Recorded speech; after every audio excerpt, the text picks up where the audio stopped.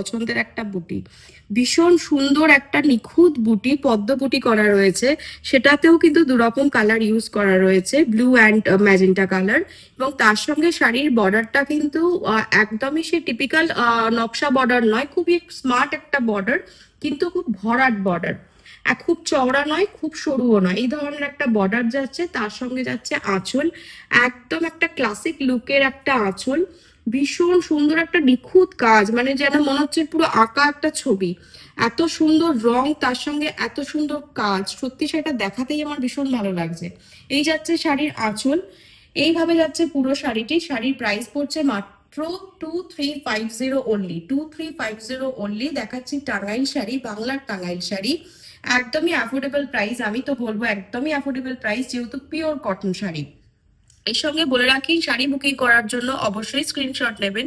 screenshot নিয়ে আমাদের স্ক্রিনে দেওয়া